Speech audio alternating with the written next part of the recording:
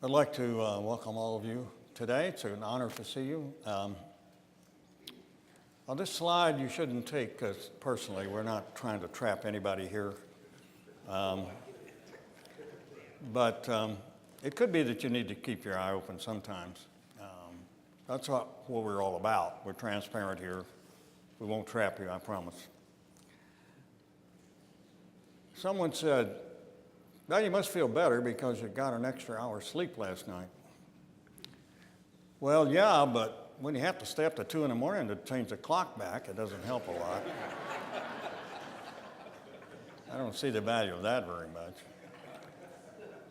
Actually, we have most of these clocks are supposed to be automatic now, and they're supposed to be changed by some place out in Colorado, I understand. They didn't get the word this morning. They changed one of them, but they didn't change the other one. Now, how's that possible, huh? I'm telling you, we live in a tough time, folks. You got one clock saying one time and one time another, but that's okay. Actually, we're really fortunate to have PowerPoint this week because Ann said, I heard her say this kind of scream in the middle of the week, "Mimi, what are you chewing on?" Yeah, it was my flash drive. She thought it was a very delicious little bone. However, I had a backup, fortunately, and I've learned that.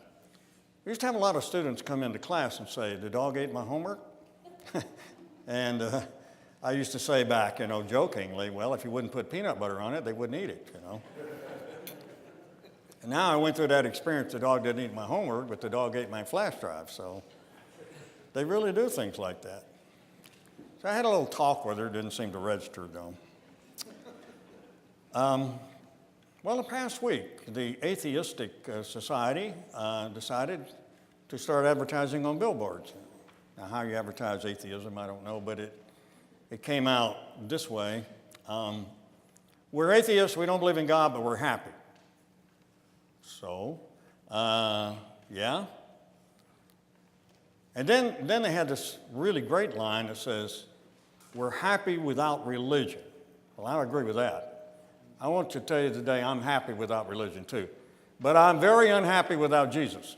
So I don't need religion, but I do need Jesus. So one thing I like about James is that he tells us ways that we can get help from the Lord in dealing with the trials that we encounter in life. And that's the least of your worries, I would think. Now, I'll go over here and get my remote control, as we call it in our family, the key to power. Who's got the remote? Yeah, that's really important today because nobody's got energy to get up out of a chair and change channels. I wasn't even sure I know how to change a channel anymore. Yeah. Back when we had our first television, it was back in Erie, Pennsylvania, they had one channel. It went off at midnight. It was in black and white, so our options were very limited. We didn't need a remote control. Okay. James he's really got a very good style in his writing. It's a very good style. And he uses in the language we're going to look at today a lot of the Septuagint, or the Greek translation. So that's what makes me believe that he's actually reaching out to the Jews who are in the diaspora, and he actually says that, or the Jews who are in the Hellenistic world.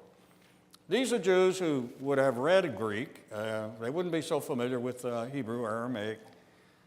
They would visit Jerusalem usually for a Passover, maybe Yom Kippur if they really had enough money to get there, but that'd be unusual. And so they were in the broader world. They were encountering the Greek civilization on a day-to-day basis, probably even the Roman civilization. Now, here's what the Byzantine world thinks James looked like this. As I say, we're not really sure, but it gives you some rough idea. Maybe it's a male, he has a beard. Probably those are the two most accurate things. Age, I don't know. I love the way the Jewish Bible translates this opening. It catches the Jewish flavor of it very well. Yaakov, which is really Jacob, and we call him James, and we're not going to that because it's not a big deal. But to the Lord Yeshua, or Jesus, as we say in our trade today, Jesus probably wouldn't have answered to Jesus back in those days. He would answer to Yeshua. Now, what James has been dealing with is sort of like, you'd have to be a little bit familiar with classics, I think, to understand. Well, maybe not, I don't know enough about rock music or country music to, I apologize to you for that. Here I am right in Nashville, I should probably, but I have heard a few country songs. No Letter Today, I think, was one of the last I heard. Let's see, there was another one too, Deep in the Heart of Somewhere, but I can't. And then there was one about Jolene, who was seemingly stealing the boyfriend of a young woman who's now long or young. But anyway, that shows my ignorance, which is quite profound. But in classical writing, composers often will start off with a theme, and they'll introduce the theme, and then they'll kind of go away from it for a little while. Then they'll come back really strong. And that's sort of what James does. He starts off with this theme of trial. And what do you do when you run into many trials? And he uses the word various kinds of trials. So in other words, trials come in all sizes, right? They're not just one kind of trial. You know, you probably heard the story of the two Jewish ladies who come and meet each other and sit down on the park bench. You've heard this, right? And one says to the other, "Oi!" And the other one says back, "Oi!" And then the first one says, "Well, that's enough about the children."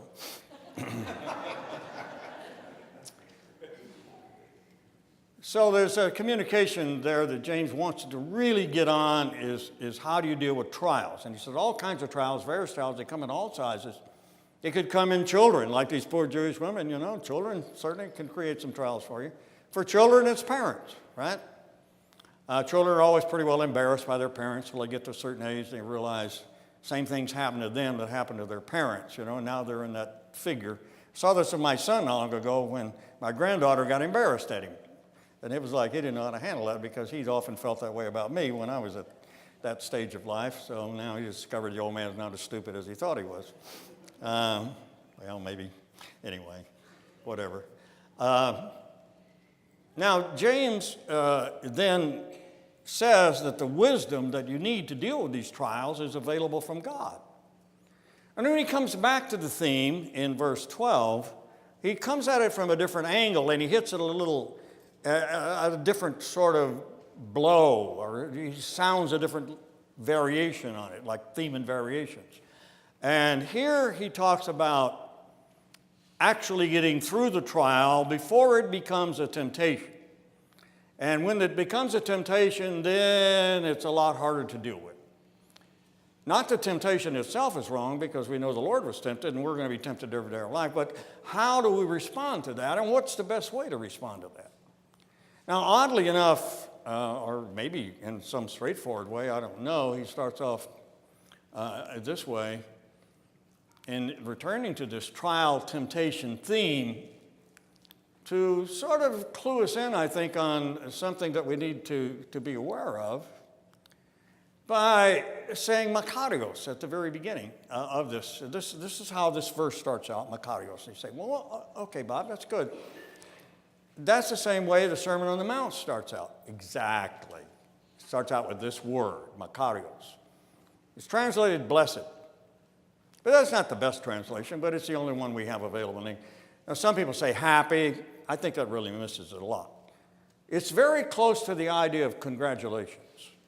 Congratulations if you're poor in spirit. That makes sense if you think about it. You're to be congratulated. So, blessed, this is a sort of a beatitude, blessed, and then here's what he says, and he adds to that idea, blessed, or God will bless you, which is kind of the meaning of it, if you don't give up when your faith is being tested. And here's this word testing again, or trial. It's come your way in various ways. It comes in all sizes. It could come in children's size, it can come in adult size, it can come in female size, come in male size, come in professional size, come in sexual guise, it could come in greed, power, it comes at you from everywhere. Instead of like being Pandora, which means every gift, it's sort of like Pankakos, every evil. So anyway, he says, now here's a real opportunity for you to understand God is really there to bless you in the middle of all this. And the way that it's been happening is I suppose that if it's not put to the test, maybe it's never quite what it ought to be. You know, if we were to ask for faith and say, oh, Lord, give me a faith, give me a following, let me follow you, let me be blessed and never have any troubles, never have any problems, nothing in my life that ever upsets me. Well, that would be nice, but you all know it's not going to happen because you can just begin counting already the number. And you remember probably some of these. They stick with you, and they hurt still years later sometimes. You say, well, I don't know why I can't let that go. Well, that's a trial for you, right? Or maybe a person's come in your life and you believed in that person disappointed you. Maybe you went to a church and the church hurt you. There's so many instances I can think of. I just recall one right now of a preacher that I knew who preached sort of locally, and a young lady of about 15 was in the congregation, and she started a conversation during the sermon. Now, what that means existentially, I don't know. It could mean the sermon was completely boring, or it could mean she was an absolute adolescent, and that's what adolescents do. And it was more important for her to communicate with her friends than to listen to what might have been a boring sermon. I don't pronounce that, but anyway, that's what was going on. And so afterward, her mother said, well, you need to go apologize to the preacher because you actually distracted some people with your conversation. So she did. She went up afterward and she said, I want to apologize to you because I was talking during your sermon. He said, I noticed that, and I want you to know there are people who are going to go to hell because they didn't hear the word of God being preached today.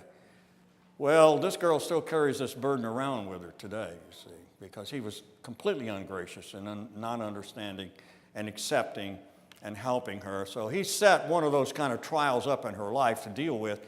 Now, probably every time she walks in a church building, she's going to wonder if she does something wrong, she's going to get chewed out by the preacher. We don't want to give people those kind of bad memories, but we do it. We're good at it. So there's just so many things that you can work over that will work you over. Now, how is James saying you're blessed if you endure? Well, it's going to come anyway. And something really wonderful happens when you avail yourself of the power and the wisdom of the Lord. And it says he will reward you with a glorious life. Well, rewards bother a lot of people. In fact, C.S. Lewis, I think, has a big comment on this at some point. I don't have it here, but the verse actually says, we'll give you the crown of life. Now, the thing is, this is a common expression in Scripture. You find it in Revelation and other places. That means the crown is life. It's not like you're going to get a hat, like a Burger King hat, when you go to heaven. Then instead of saying Burger King, it's going to say God or something on it. It's not that. You get the crowning gift, the crown, the Stephanos, the word for which we get Stephen.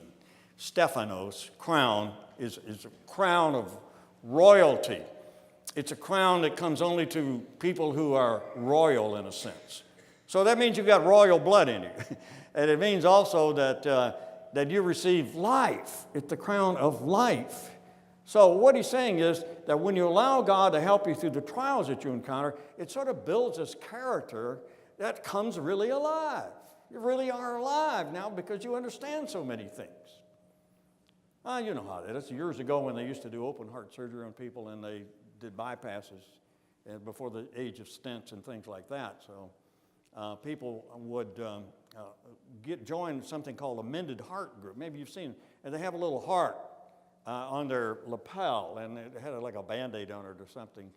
Or I can't remember what they all looked like, but they would come and see people that were having the same surgery before they had it. So I walk in the room, and I've never had anything like this, and I say, well, you're going to be fine. It's going to be great. Yeah, sure. People think, well, thanks for dropping by. But somebody comes in and they have the mended heart on their lapel, then instantly you recognize they've been through this.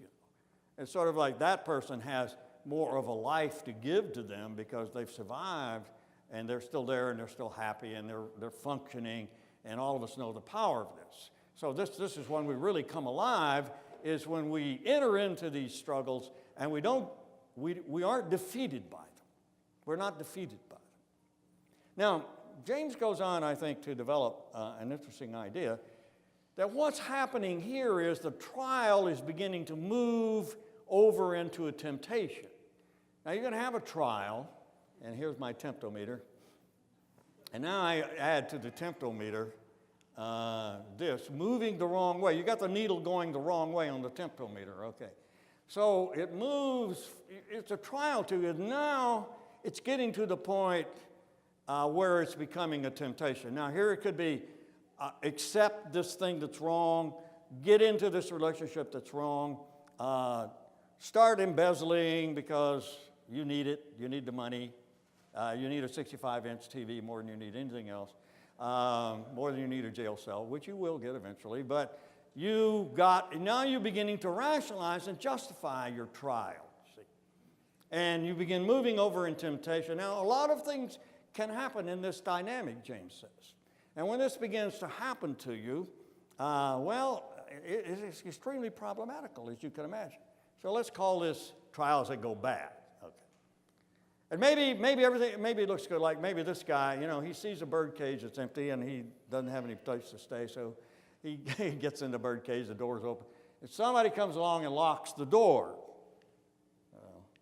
The laser doesn't even work on the TV screen, so we have an absorbing TV screen. That's good. Pretend that I shine the laser at that bird cage, okay? And now you see it bouncing off of it, and that the guy's inside, and he thinks he's safe, but then somebody locks the bird cage. So that's what happens.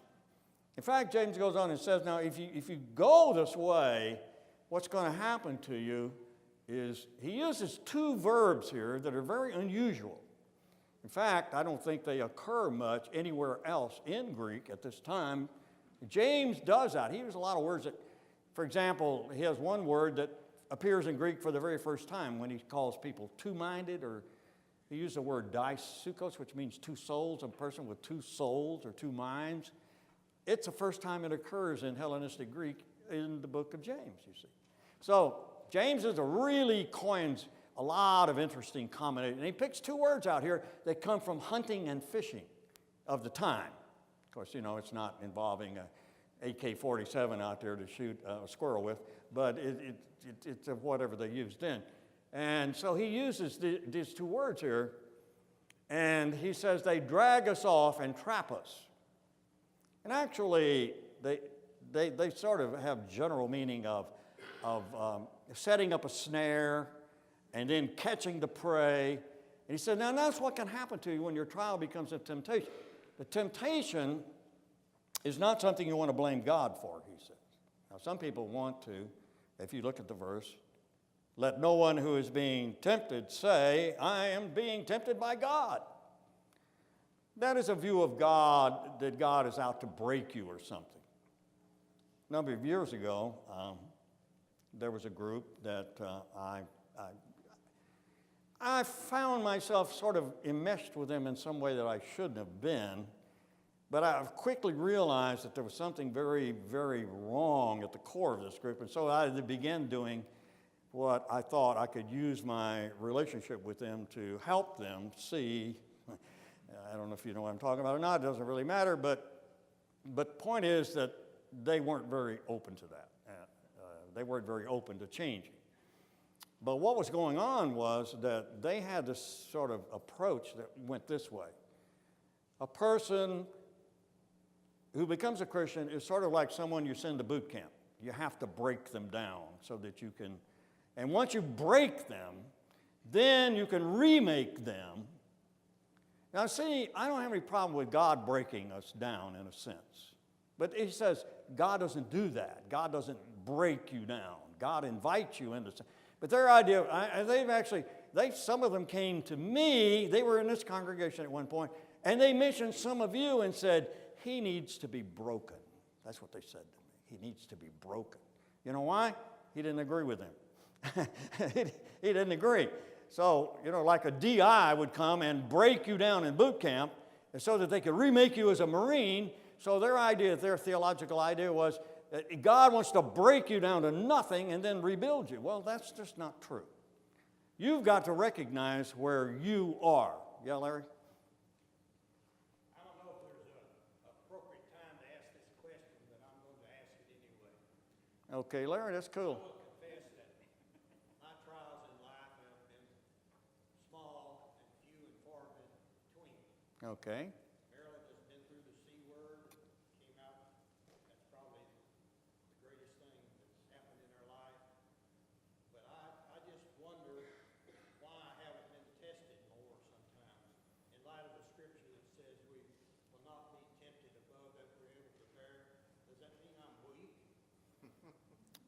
Well, I wouldn't think so, Larry. I really don't know. I don't have access to those files.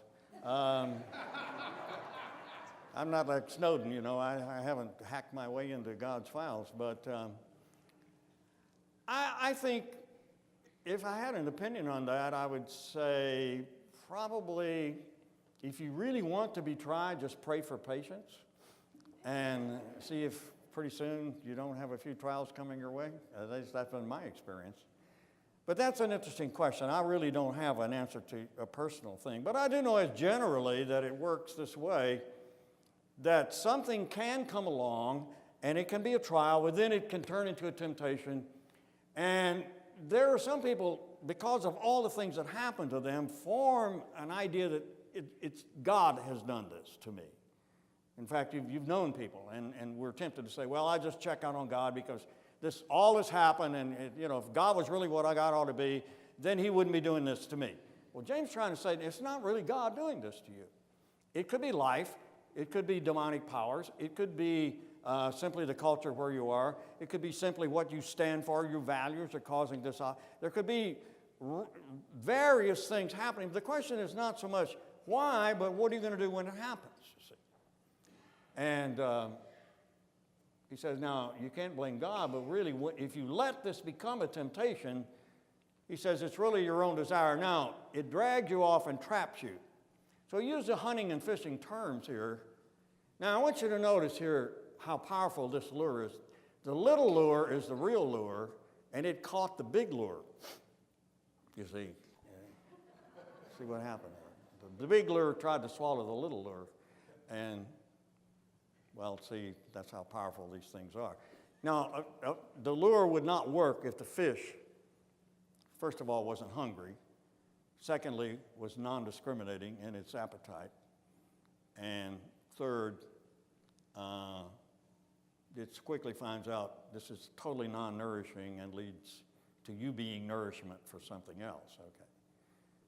Now, I will admit that most lures catch fishermen rather than fish, because if you're a fisherman, you know you've paid for a lot of lures that never caught anything, but they did help the bait shop owner out a lot, so they appreciate that. But you can be tempted. Something looks really flashy to the fish, and you go by and bang, without thinking. So that's an operative thing here. Without thinking, you snatch this thing, and then it's got you. That's what James is trying to say here. That's going to happen to you.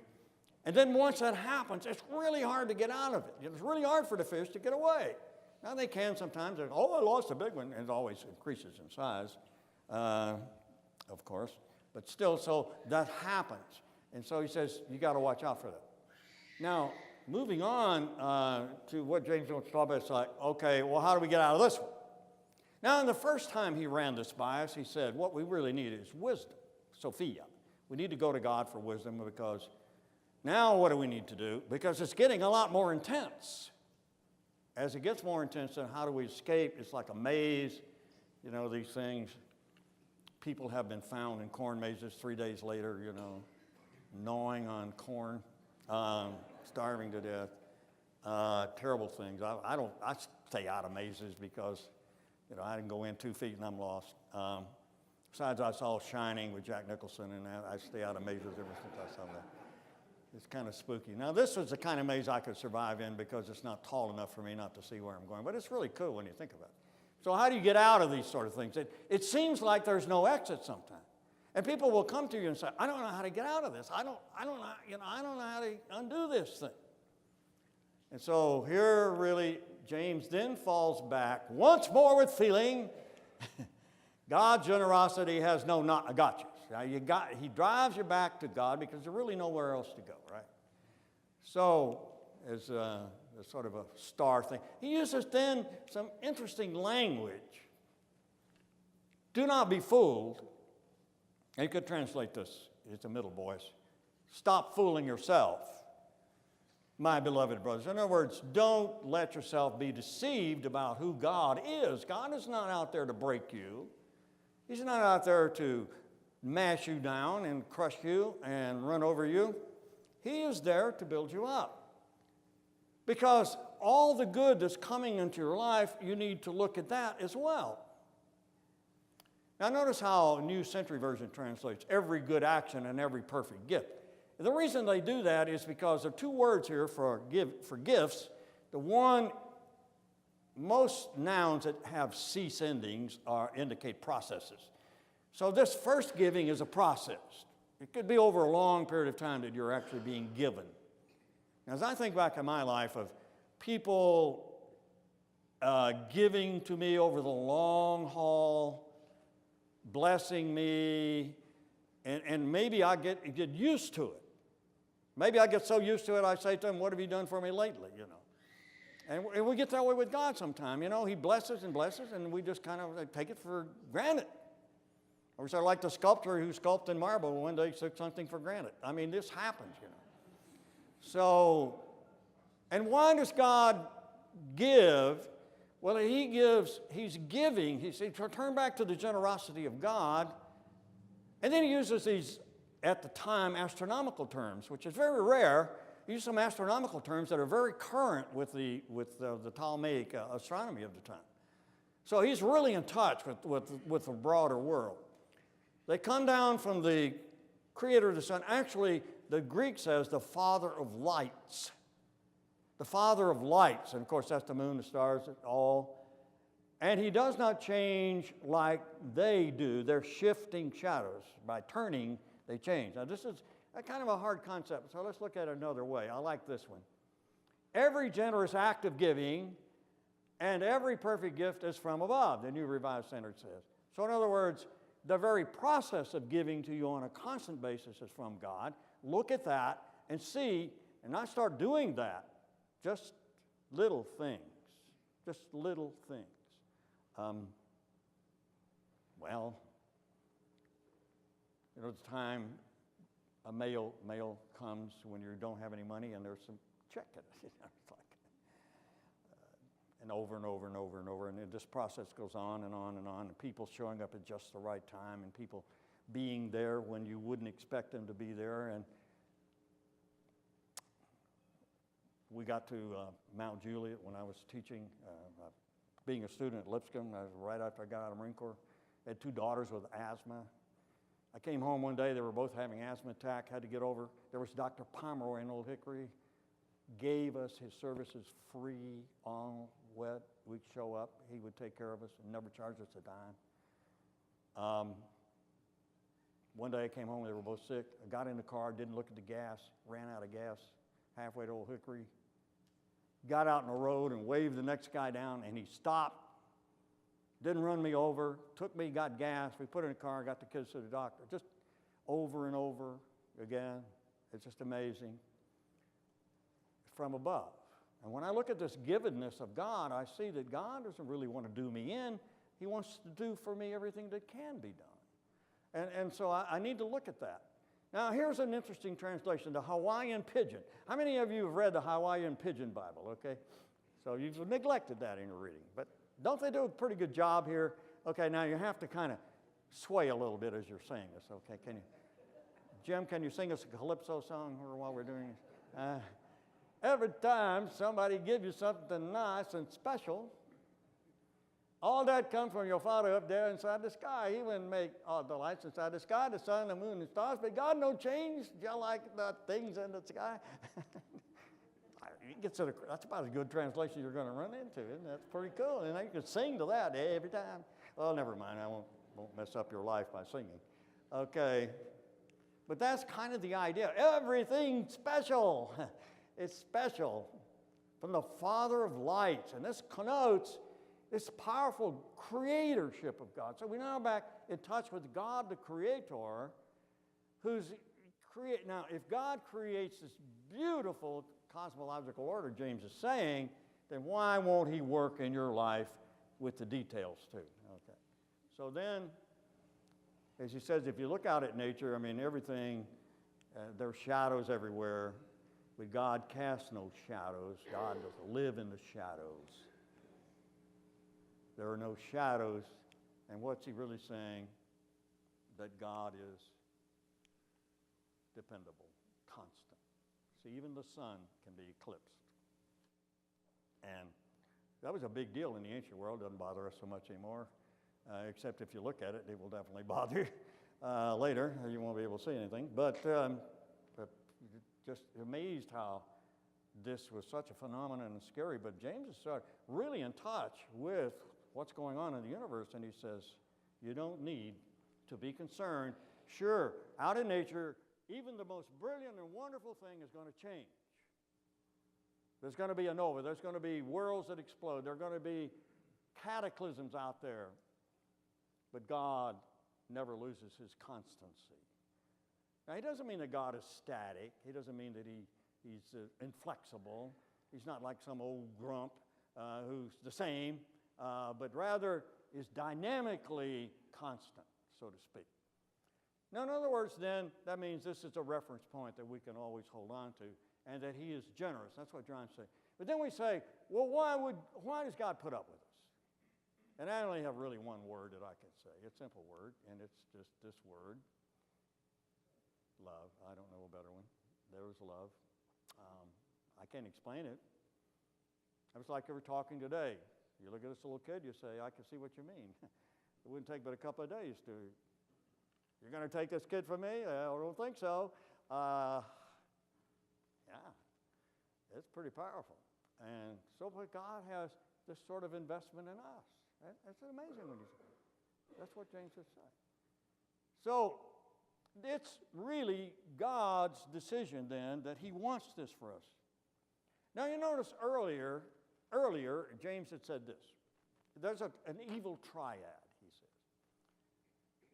If you allow yourself to be trapped by a temptation that then catches you and addicts you and enslaves you, and you can't seem to get out of it and you don't turn to God, then he says that produces sin.